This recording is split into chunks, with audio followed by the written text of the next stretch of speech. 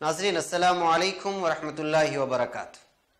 मुल्क हिंद व आलम इस्लाम की कुछ ज़रूरी और ताज़ा तरीन ख़बरें लेकर मैं अंसार अजीज़ नदवी आपके सामने हाजिर हूँ। आइए आज के अहम तरीन ख़बरों की तफसीलात पर नज़र करते हैं। मुंबई में मूसलाधार बारिश के सबब 6 अफराद के हलाक होने की इत्तिला है। वकरोली में 2 अलग अलग मकामात में 3 लोगों की मौत हो गई। ज़राए के मुताबिक वकरोली के वर्षा नगर में तूफान के साथ तेज बारिश की वजह से एक इहाते की दीवार गिर जाने से कल देर रात एक शख्स की मौत हो गई और सूर्यनगर में मूसलाधार बारिश से लोगों के मरने की रिपोर्ट है। मुंबई म्यूनिसिपल कॉरपोरेशन बीएमसी के मुताबिक तूफान के साथ तेज बारिश की वजह से तकरीबन 200 दरख्त उखड़ गए और 70 मकामात पर शॉर्ट सर्किट हुआ है। मुंबई के कई इलाकों में अभी भी जगह जगह पानी भरा हुआ है। महाराष्ट्र के वजीर तालीम ने स्कूल और तालीमी इदारों को आज बंद करने का ऐलान किया था। मगरबी रेलवे की ट्रेन आज सुबह से चलनी शुरू हो गई है, लेकिन सेंट्रल रेलवे और बार्बर रेलवे अभी भी बंद है, लेकिन बहुत जल्द इन दोनों लाइनों पर ट्रेन चलने की उम्मीद है। मुंबई और आसपास के इलाकों में आज सुबह से बारिश बंद हो गई है, लेकिन सड़कों पर आमद-ओ-रफ्त और गाड़ियों की तादाद बहुत कम है। इसी तरह नई दिल्ली से एक खबर आई है। नई दिल्ली की एक अदालत ने जामिया मस्जिद के करीब 2010 में हुए दहशतगर्दाना हमले से मुंसलिक 2 मामले में अहमद सिद्दीक बापा उर्फ यासीन भटकल के खिलाफ इल्जाम तय कर दिए हैं। अदालत ने इस मामले में इस्तिगासे की गवाही के लिए 23 अक्टूबर की तारीख मुकर्रर की है। एडिशनल सेशन जज सिद्धार्थ शर्मा ने अहमद सिद्दीक बापा उर्फ यासीन के खिलाफ इल्जाम तय किए हैं, जो काबिल जिक्र है कि पुरानी दिल्ली में जामिया मस्जिद के बाहर 19 सितंबर 2010 को मोटरसाइकिल पर सवार 2 लोगों ने सयाहों पर फायरिंग की थी, जिसमें 2 ताइवानी शहरी जख्मी हुए थे। इसी दिन एक लावारिस कार में धमाका भी हुआ था। पुलिस ने अहमद सिद्दीक बापा उर्फ यासीन और उसके मुआविन रियाज और इकबाल को गिरफ्तार किया था। इन लोगों के खिलाफ 2 मुकदमा दर्ज किए गए हैं। कत्ल की कोशिश, जानबूझकर लोगों को जख्मी करना और ताज़ीरात हिंद के तहत मुजरिमाना साजिश करने, गैर कानूनी सरगर्मी एक्ट और आर्म्स एक्ट के इल्जाम दर्ज है। अगस्त 2013 में पुलिस ने हिंद नेपाल सरहद से असदुल्ला अख्तर के साथ अहमद सिद्दीक बापा उर्फ यासीन को गिरफ्तार किया था।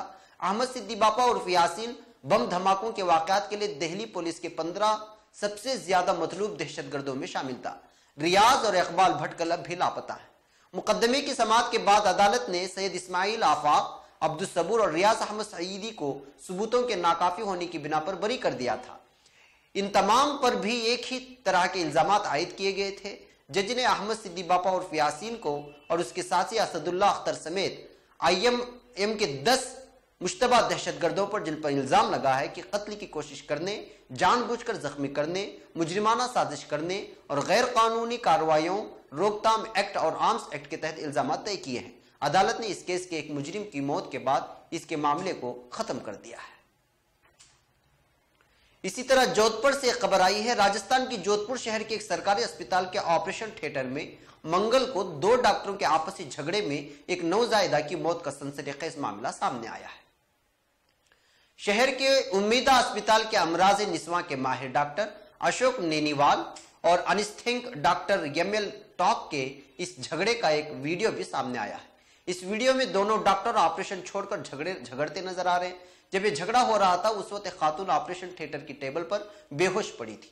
औरत की हालत को देखकर उसे फौरी सर्जरी की जरूरत थी, लेकिन डॉक्टर ने उसे नजरअंदाज कर आपस में झगड़ा शुरू कर दिया। डॉक्टरों की इस बाहमी झगड़े की वजह से खातून के ऑपरेशन में ताखीर हुई और नवजायदा ने पैदाइश के कुछ ही देर बाद दम तोड़ दिया।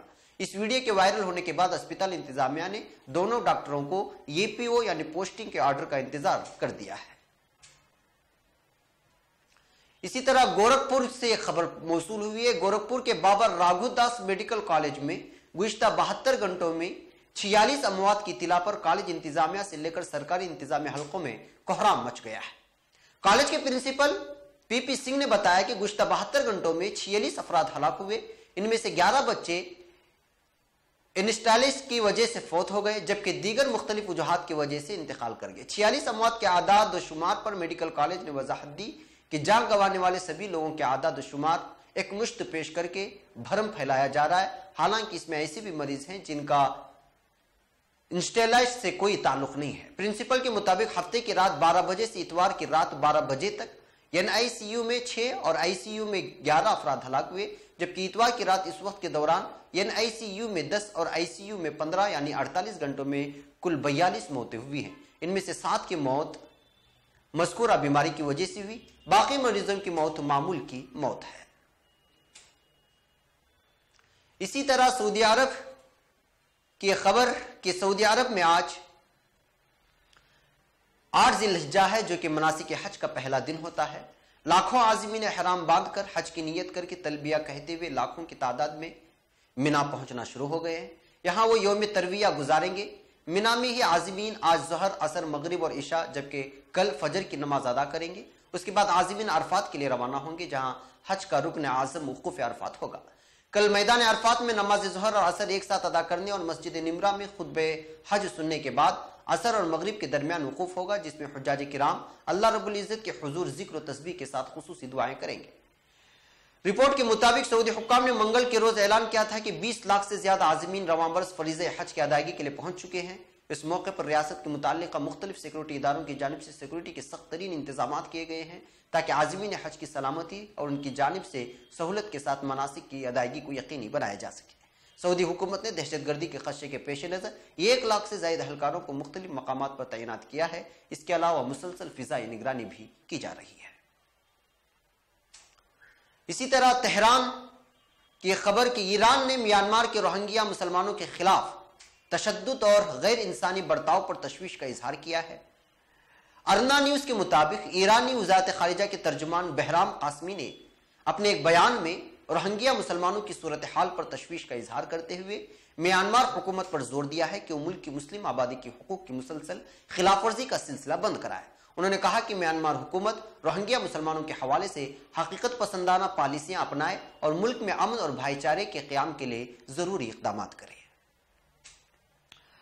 آج کی آخری خبر یہ ہے کہ جوہانسبرگ سے ملی ہے، جو جنوبی افریقہ سے وابستہ ہے۔ جنوبی افریقہ میں انسانی گوشت کھائے جانے کے معاملے میں 5 افراد کو گرفتار کر کے عدالت میں پیش کیا گیا ہے، جہاں ان کے خلاف احتجاجی مظاہرہ بھی ہوا ہے۔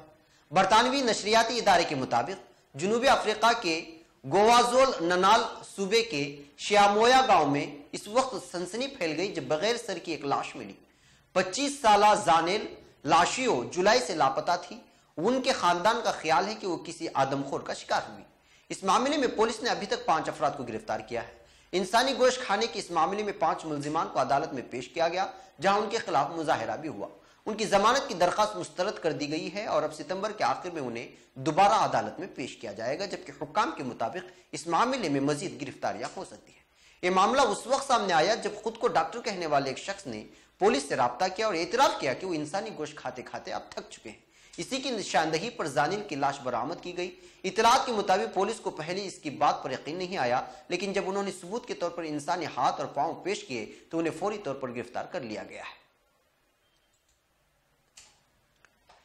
ناظرین، یہ تھی آج کی تازہ ترین خبریں۔ یہاں مجھے اور ہماری پوری ٹیم کو اجازت دیں۔ دیگر خبروں کے ساتھ عنقریب پھر آپ سے ملاقات ہوگی۔ السلام علیکم ورحمۃ اللہ وبرکاتہ۔